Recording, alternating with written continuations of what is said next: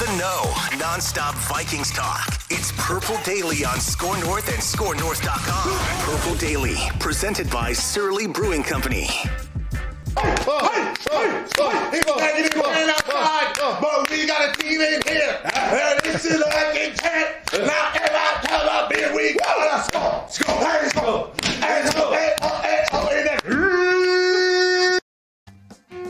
Yes. Yes. Yes. A lot of enthusiasm. Delete. This is Purple Daily, presented by Surly Brewing Company and TCL, the best TV for watching the big game. Or as some people have said, the superb owl. Oh, I see what you Another did pun there. Another place of words. I see what you mean. You mean the game between Cincinnati and Los Angeles's other professional football team? That's the game I am referring to. Oh, Yes. boy, I can't wait. TCL's the place to watch that. The champion of the American Football Conference versus the National Football Conference. TCL has a new lineup of award-winning TVs delivering the most entertainment with stunning resolution, all at an affordable cost. Enjoy more of the things you love with TCL. This is Purple Daily, daily Vikings entertainment and therapy. We just want the Vikings to win a Super Bowl before we die. That's really not that much to ask for after 60 years, okay? So if it seems like we're hard on the team sometimes, it's all from a place of tough love. That's where it comes from. Sammy Sosa. So, wow, great reference. Thank you. The psalm, whatever he did at the end of. I go way back. I'm old. So this is 4-Question Friday. Let's start with this one because this is, if the Vikings want to win a Super Bowl, they need an elite edge rusher. They already have one, but his contract is complicated. So we're taking some of these questions from you guys, sending them in via Twitter and the Score North app. And Nathan Finneman leads us off here with question number 1. Kirk is obviously a primary talker. No, not on this show. Never talk well. But Danielle Hunter is a clear number 2. Would love to hear your takes on what to do with an elite player who has missed 25 of 33 games the last couple years and is due a massive roster bonus this next month. So, just to catch the audience up to speed here, Danielle Hunter has a cap hit of $26 million next year, which I believe that's one of the 15 or 18 biggest cap hits among all players in the NFL for next year. Or it's like in the top 20, 25. Like he has higher cap hit than a lot of quarterbacks do because they have an $18 million roster bonus that triggers if he's still on the team on March 20th. So basically in 1 month. That's kind of when the league year gets going. So my guess is they probably want the Vikings are $12 million over the cap. They need to shave $20 million off their cap just to pay draft picks for next year. And then if you want to actually sign free agents, a center, a guard, right? Like you're going to have to do some slicing and dicing. So would you guys just at this point move on from Danielle? So 3 options. You can cut him, which seems stupid. You could try and trade him. Or you can continue to try and restructure and kick the can down the road if him and his agent are willing to play ball. How are you approaching the Danielle Hunter offseason here? So I actually was doing some checking around as well yesterday on that bonus, the one that you referred to on the 5th day of the league year. And it, according to one thing I found from an agent who had looked at the contract, it can be converted to a signing bonus and spread across the remaining years of the restructured contract. Yep. As well. So that's an option as well. That being said, there's a chance that Danielle is going to want to rework this contract again. I would not completely dismiss, nor would I say it's going to be the biggest factor, but until we know how he feels about Cordarelle Patterson, his longtime position coach, leaving, and the fact that he is now going to be on a roster as far as who runs it with a bunch of people he does not know, my personal preference is to keep him. I think he's young, and yes, I know he's barely played in the last 2 years because he didn't play in 2020 because of the herniated disc surgery, all of that. I get that. But he is a special talent, and his age makes him attractive to keep. All of that being said, I am very interested in one question. What could you get for him? because I am all in on turning a page here too.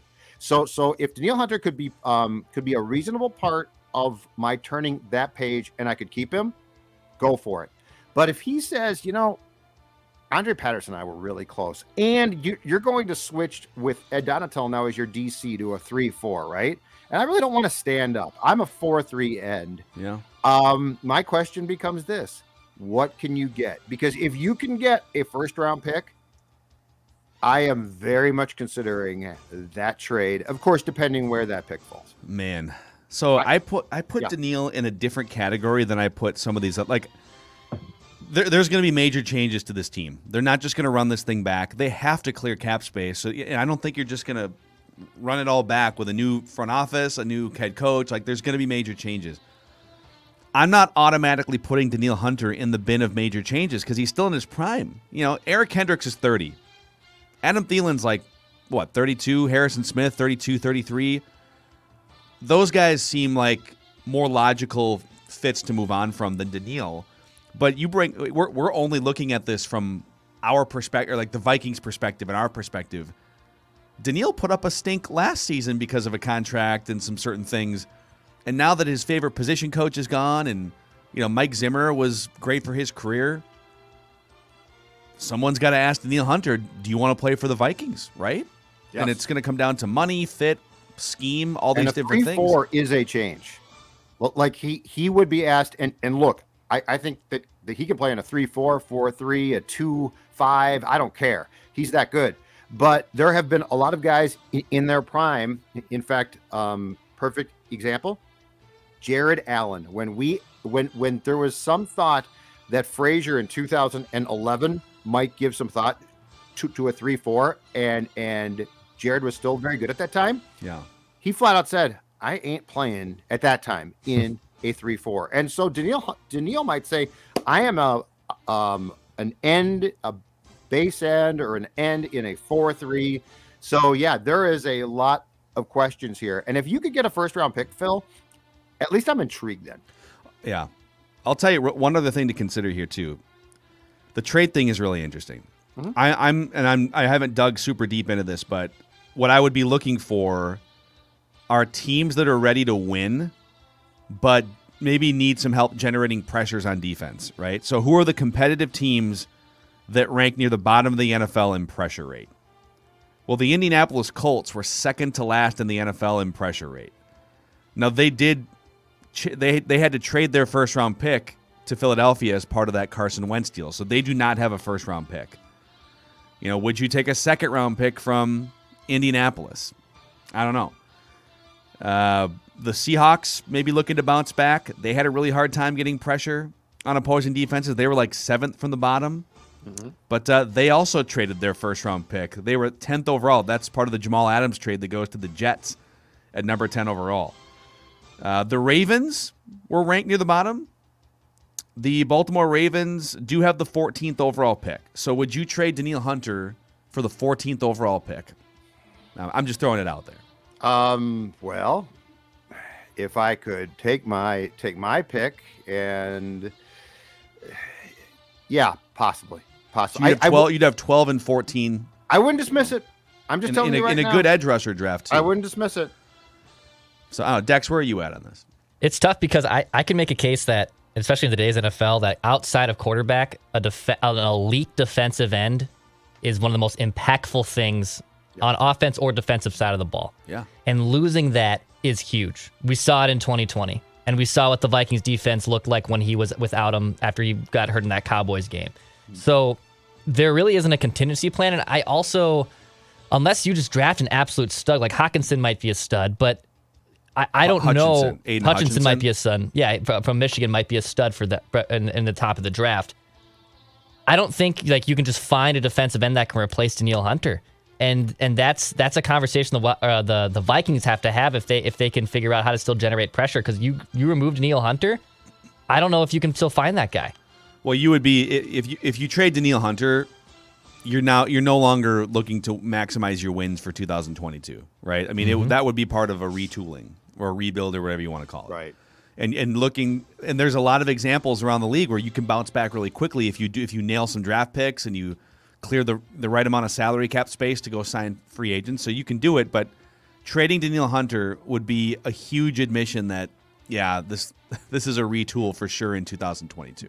But if you are ever going to do that, right now is the time. Well, like this is the time. If he says, I want out, I don't want to be here, this is the perfect time to say, okay, my first choice is to keep him, but I could easily see a path where that becomes untenable. And in the past, it's been like, well, you can't trade him. He is too important. This would be the year to say, we'd prefer not to, but if we're ever going to make a move and again potentially get a first round pick, this is the time. I am all for making as tough a decisions as possible for 22. So here's another question off Danielle Hunter then, and some of the other players that are in question here, like the old core. Sure. If you're going to go into a retool, I don't think you do it half-heartedly. I think you do it. You get, and it doesn't mean you have to be garbage, but you do it. You look to get some draft picks for some veteran players. Yep. You look to strip down the salary cap so you can reload for 2023. You just rip the Band-Aid off and you do it, right? Right. How many of these players could get at least a first or a second round pick if you traded them? I'll just go down the list here. Kirk Cousins. Maybe a first round pick. I think at least a Agreed. second. So yes. I think you're fine there. Danielle Hunter. Yes. I think he gets a first round pick. I'm not Injuries, positive, I think but it's maybe yeah. depending on the team. If it's a good team, yeah, like desperation, right? The Rams gave up more than they otherwise would have for Stafford and some of these other guys because they want to win. So yeah, I agree. For I feel sure, a second round comfortable. pick. I feel good about the return on Danielle Hunter.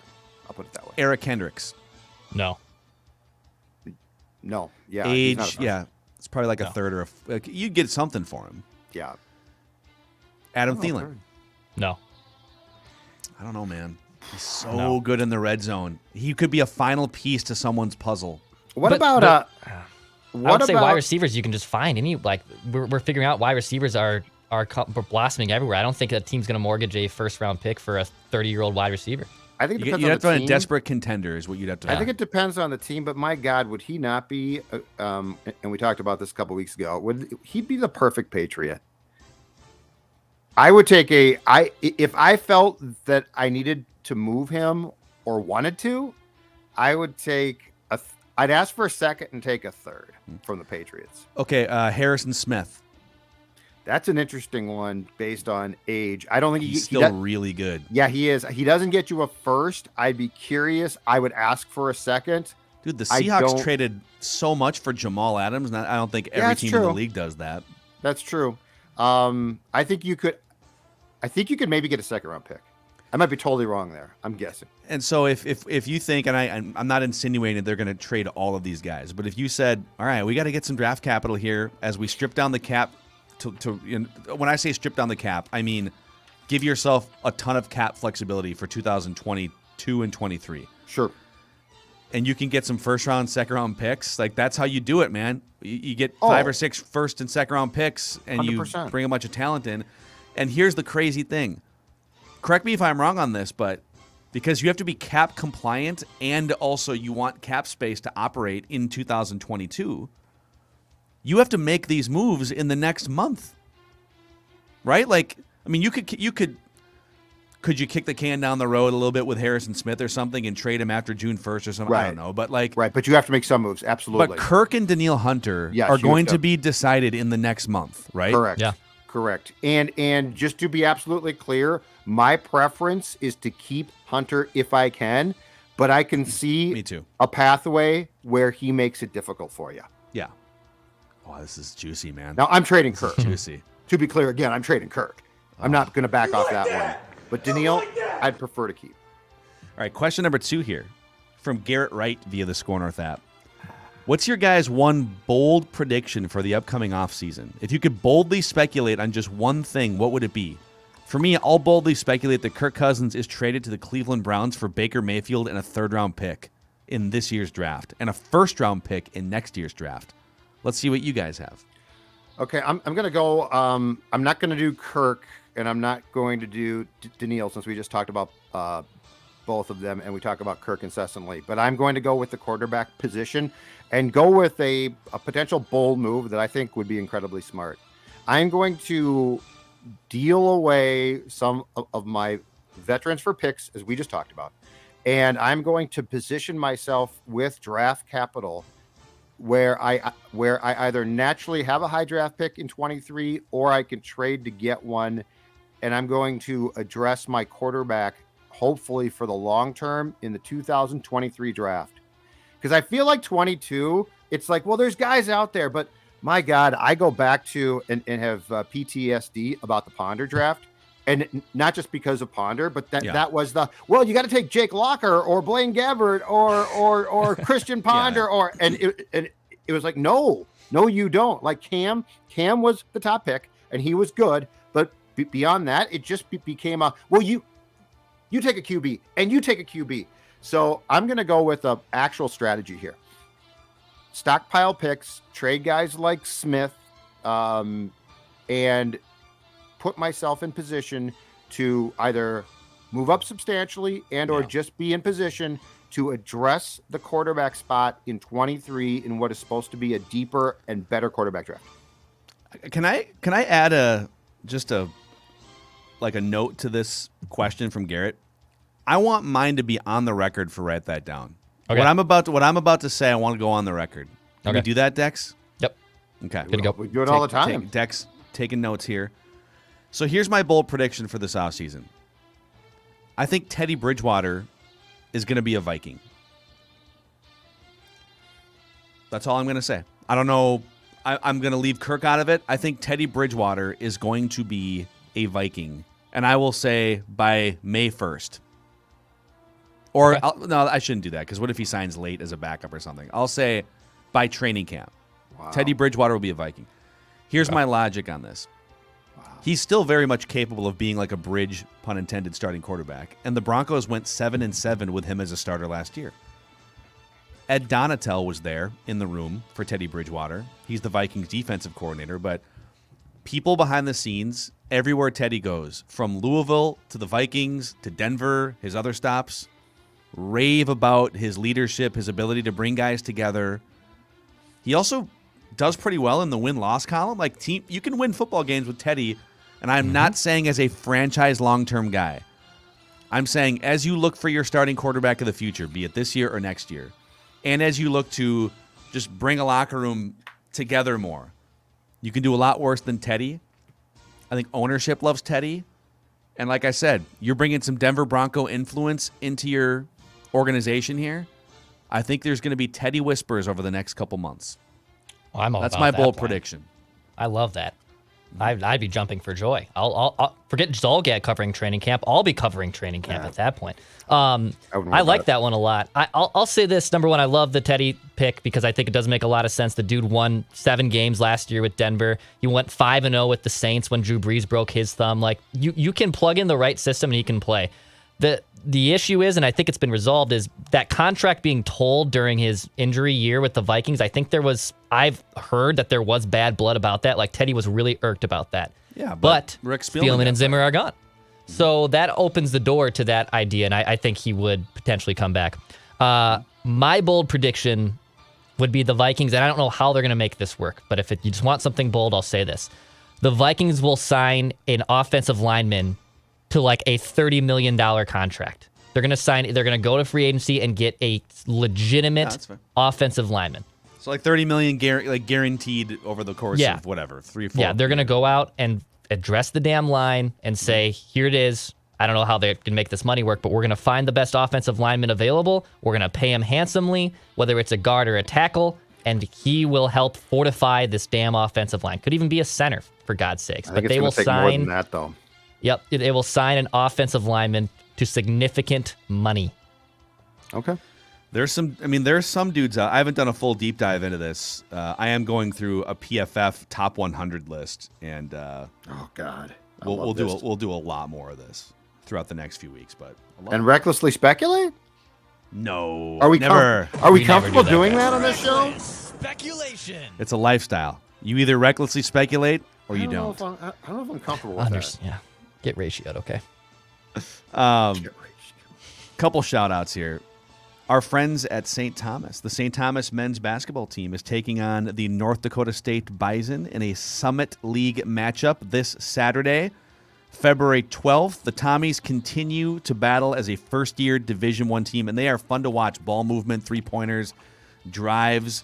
I think they're one of the most three-point heavy teams in college basketball. So go to TommySports.com to buy your tickets for Saturday night's game against NDSU. TommySports.com.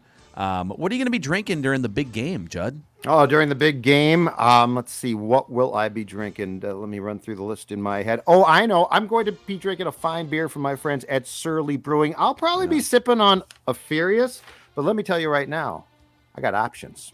And I don't mean other beers. I mean Surly options, because the Surly Variety Pack, the first one of 2022, it has arrived. And yes, it includes the Furious, but it also has Havoc Machine, Ghost Empire Dark Lager, and my personal new favorite, Hyper Modern Idaho 7 IPA, which I'm telling you, that sounds like a football player. That sounds like a check at the line of scrimmage. You're right.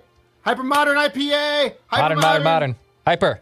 Don't forget the Idaho. Idaho 7 IPA, Hyper Modern, Surly, Furious on 2. Yeah, that's what I'm going to be drinking. You got to try it. All right, question number 3 here for Question Friday. This is from Tiki Viking on Twitter.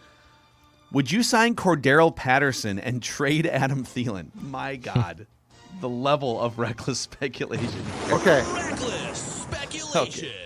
Okay. That's a crazy ass stupid question until you look at what Cordarelle Patterson did with the Falcons.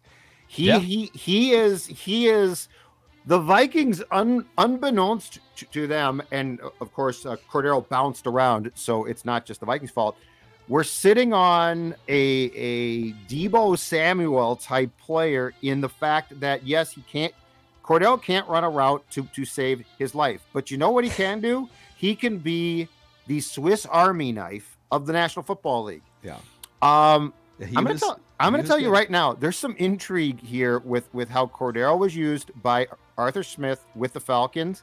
And would I consider Cordarelle Patterson to return to the Vikings if it was Zim and Kubiak or something? No, absolutely not. But in this case, it's not crazy. It's not. If you're gonna get creative, Cordarelle Patterson is big enough and strong enough to give you a really good backfield presence, and he can make plays.